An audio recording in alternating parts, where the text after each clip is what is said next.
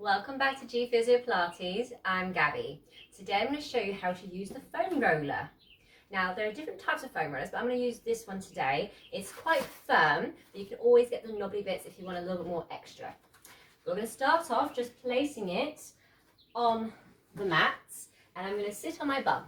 Now we're going to do the calf muscles first, so I'm going to put my left leg onto the foam roller with the toes pointing up towards me. I'm going to have the knees straight because that puts a stretch on the calf. Now, rule number one with using the foam roller is you've got to go one direction. So from the toes up towards the knees, I'm going to go back and forth.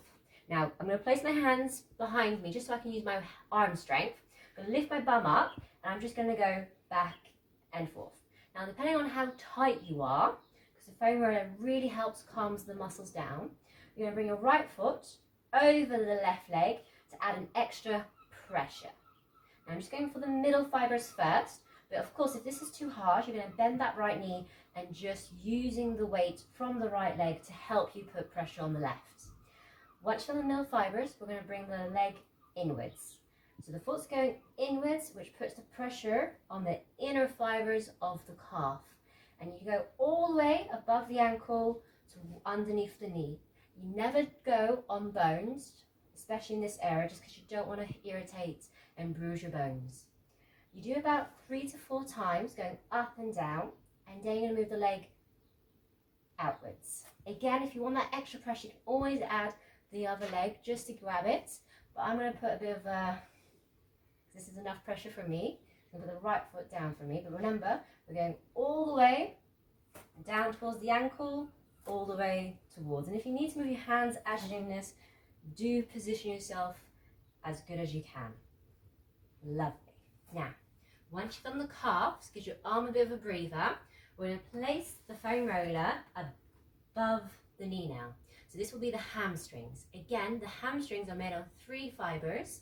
So we're going to bend that right leg, straighten the knee, toes up towards you, and we're going to go towards the bum and back towards the knee. Never underneath the knee. As I said, there's too much blood vessels there. You don't want to irritate that. We're just going up and down, making sure you're breathing. And once done 3 to 4 times, we're just going to bring that foot inwards and you're going to just do, and if you need to move the hands a little bit, just to really get into that, I highly recommend this. It's great to calm the muscles. Now we've just done the middle, the inner. Now we're going to do the outer part. Still on the hamstrings itself. We're just going up and down, nice and controlled, and you even can slow it down as well. You don't need to go fast. The slower you move, the more you can feel the pressure on the hamstrings. Great. Now, we've done the calf, we've done the hamstrings. Let's do the bum now. So I would like you to sit on the foam roller on the left side. Now your bum is made of different fibers, so it's like a little fan. So I would like you to place your left leg over your right leg, just so it gets a bit more stretch in the left side. I want you to just go up and down, and as you go up and down, I want you to move your knee to the left, and you can feel a really good tension point there. When you feel the tension points, you can always hold it for a few seconds, about 3 to 4 seconds, just so you can really get into it. And then once it calms down, now I want you just to go up and down again, just where you need to go. This is the bum, so we're just going to the left and then back into the center, just below the coccyx and next to the coccyx area. Great. Now we've done the bum, and you can take your time, you can do this as many times as you want. Now we're going to do the IT band.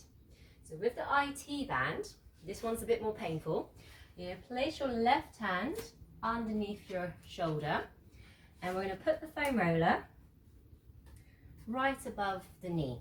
Now we're going to straighten the legs, and already I can feel that. 2 ways you can do this. Now with the right leg, you can have it bent again just to get that support, or you can put extra pressure and make a nice little plank here. But I'm going to go for this because my IT bands are quite tight, and I want you just to roll onto it and then back.